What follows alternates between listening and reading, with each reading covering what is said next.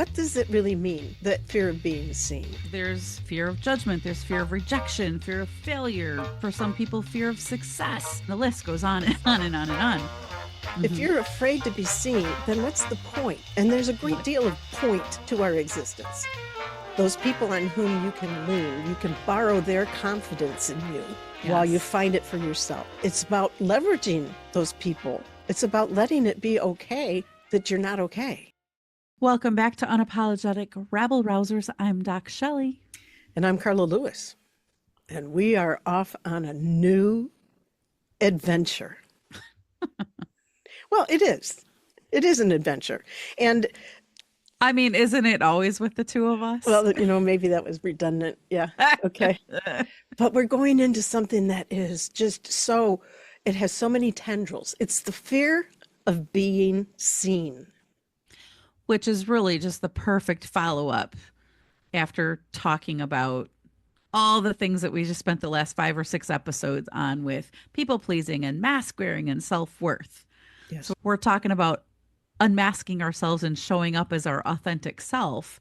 And yet a lot of people have a fear of being seen. So yeah, it's going to be a good one. It is. And it carries so nicely because that whole thing about we have the mask on because we trained ourselves to have it on and however that happens, but there is safety. There's safety behind it because we've taught everybody about what they can expect. And so I don't have to worry about trying to be different until I want to be. And then I have to worry about what that's going to look like. But let's go into the specifics about this fear of being seen. It has so many different faces to it. There's professional, as an entrepreneur, as a performer, as a teacher, as a human being. Just as a human being. So let's dig into what does it really mean, that fear of being seen? Well, I think it's going to be different for different people, right? There's fear of judgment, there's fear of rejection, fear of failure. For some people, fear of success, fear of losing control, fear of being misunderstood. And the list goes on and on and on and on, right? And when we're seen, that means we're vulnerable. And people don't like vulnerable because it's scary and people might criticize you or they might misunderstand. They might do all those things I just said. And if we've spent years people pleasing or wearing those masks, stepping into visibility is risky, or it feels risky. It seems that there are some core questions that might be fueling this fear. And it all comes down to what if? What if? We talked about perfectionism a number of times, but what if what will people think? What if they don't like me? What if I mess up? What if I make a step up mistake? and I can't handle the pressure? Right. What if I don't have an answer to the question? What if? And the thing is, we need to understand, unless you are in physical danger, the what if, I think, comes from a story. I think, it for sure comes from a story. And those stories are shaped by our experiences, our upbringing, and all those messages that we've internalized that craft that wonderful story that holds us back. I think of as a kid, don't show off. That was always, don't show off. You gotta be humble. You gotta just be chill. Don't show off. So then that comes in your head to go, well, is it showing off if I talk about my success? Is it showing off if I share that I'm educated? So there's always this check and balance of, is it showing off? Is it bragging? Because that's not what I want to do. So things like that, your brain starts to associate that visibility with those things from your childhood or your youth where there was potential embarrassment or pain. I think the pain piece, a capital P, because all of those things, those emotions, embarrassment, the fact of being wrong, all of that, that's pain. That just translates into some kind of pain. And if I'm in pain, I'm not showing up as my best self, that's for sure. Hmm. And so if I just decide I'm just not going to show up, I'm just, you know what? I'm not going to put myself out there. It might be a mask that I'm going to leverage in order to help that happen, or it could go much further than that. It could be actual withdrawal from participation in something that really matters to you. I can speak to this. I can speak to it from a personal and professional point of view. Excuse me just a minute. I can speak to it from a personal and professional view because after having retired a couple of times, and then I just, my work was not done. And so I really wanted to be able to continue making a difference with organizations, with leadership teams. And it didn't change a thing about what I knew, because not only I know my stuff, I'm good at what I do, but there was this vulnerability that came with being a solo act. And not just really a solo act, it was about stepping out without the sponsorship I had whenever I was a captive resource as a consultant, whether I was an agency person or I was a direct hire, there was always sponsorship that was assumed and was present. Hmm. So here comes Carla with, there's none of that. And it was very curious how I became so aware of that exposure, because there wasn't no skirts to hide behind. None. It was like, it's just me, just me. So there, I had a lot of concern about it. I did a So lot of, what was the actual fear that came up for you I think the fear that came up for me, about truly being seen? yeah, about truly being seen was that I wasn't enough. That I Hmm. think was it in a nutshell, that I was not enough. And so how could I not be enough on my own if I was enough in group? Obviously, it was because I was with the group. Obviously, that the product of my work and my strength and my aptitude and capacity and capability was because other people were around me. I don't know. But there was another piece to it as well, Michelle. And it was, as I would slap myself around because of that self talk, say, come on, Carla, you know better than that. The other piece of it was, what if I'm really successful? Hmm. And I have been told there is no fear of failure, and I've been told there is no fear of success. But I am here to tell you that there is something that will clench you in the gut when you think about, can I handle being successful on my own? Because, quite frankly, except in some small ways between my careers, I wasn't on my own. I was never on my own. I was never on my own. So it felt lonely. Even though I'm surrounded by people who love me and support me and encourage me, all of that, there was still this clench in my gut. And I think it was just down to, am I enough? And you know what? I can't find out if I just sit in the corner. Well, exactly. If you do nothing, then you'll never know. That's right. I'm enough for being in the corner, right? But I'm saying I own this. I have personal experience with it Hmm. and can so appreciate how it can just so hold you back. It can, it'll interfere with your thinking. It will interfere with your, well, it interferes with everything. If Hmm. you're afraid to be seen, then what's the point? And there's a great What? deal of point to our existence. I've been able to really grapple with this, and I'm excited about the opportunities and the networking that's going on and the invitations I'm getting and all of that. But it didn't start that way. It was work. Hmm. Even you've been a part of those conversations with me. Hmm. So I just wanted to share it as a, I don't know, tactical, practical example that, yeah, it happens. Yeah, it's for sure. I appreciate your vulnerability because really staying small is not the answer. No. And the world needs you to take up space. And you are embracing that opportunity Hmm. to take up space. And I know it's been a journey for you to do Hmm. that. Yes, it has. And it's and I don't think that fear goes away, right? So it's not about eliminating the fear of being seen. It's about learning how to walk with it instead of letting it stop you in your tracks.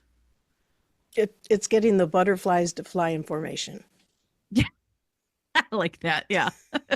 Exactly.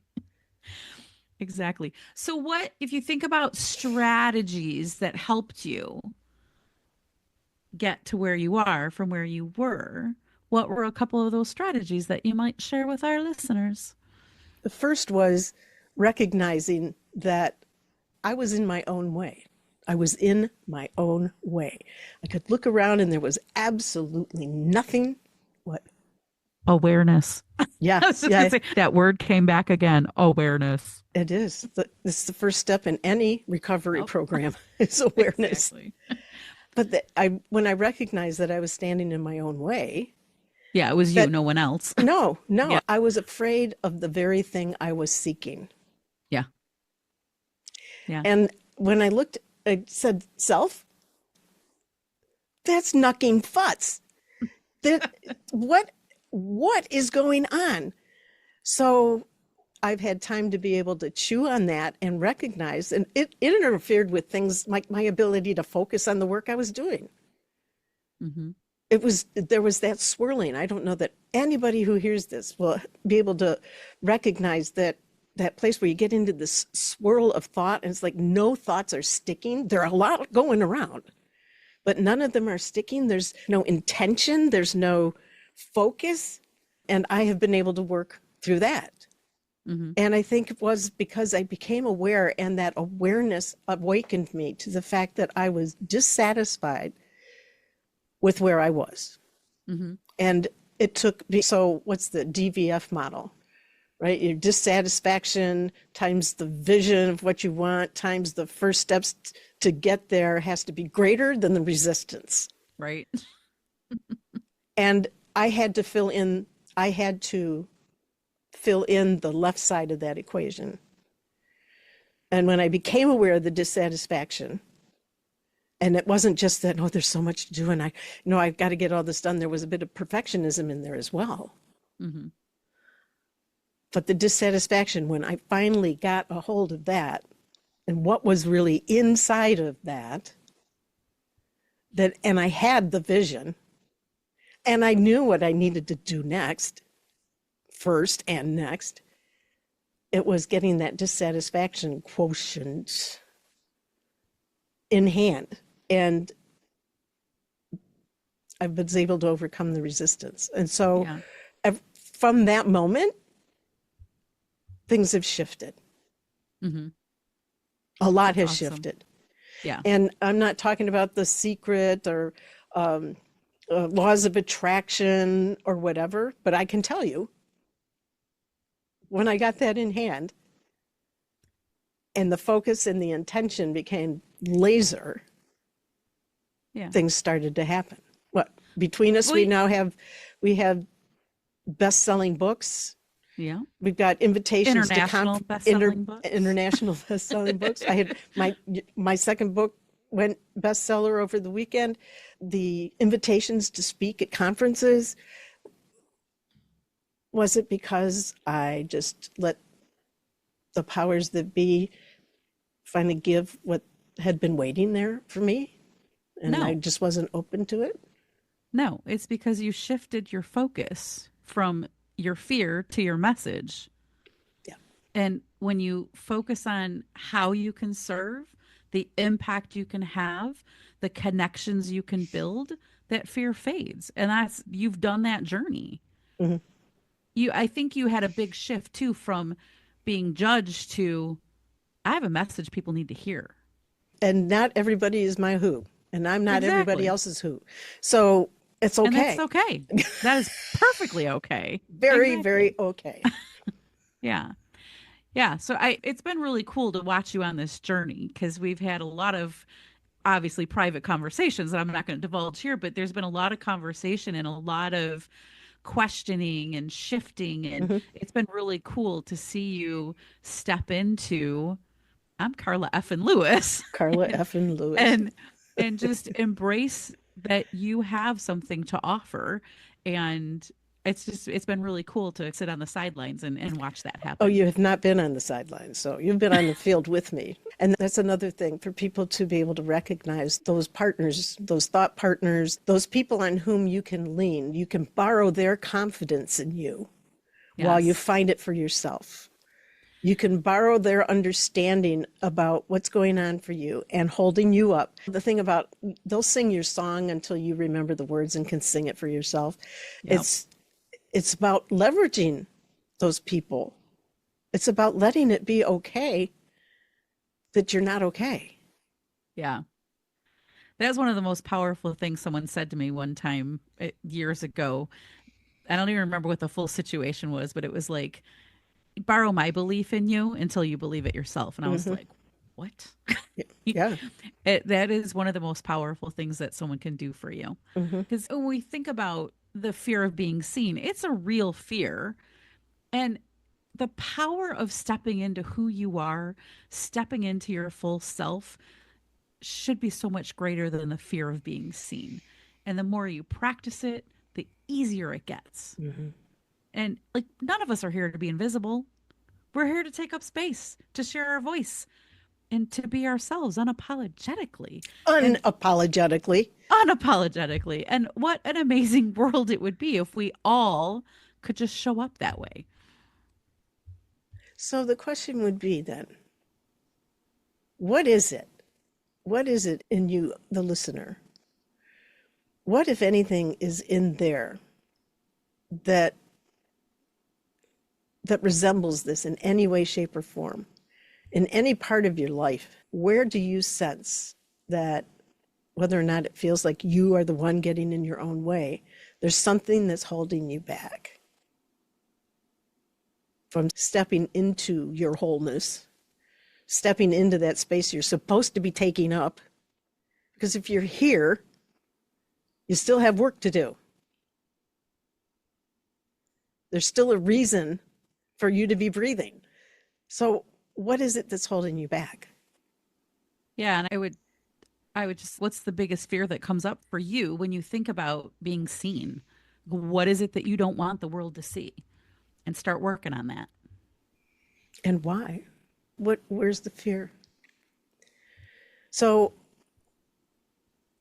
I think I'm just going to say thank you, Michelle, for asking the question and for considering with all of us about what it looks like to be on the outside watching somebody else go through it, and for being on the inside and discovering you're going to survive it if you step back into that wholeness that you were here to be in the first place.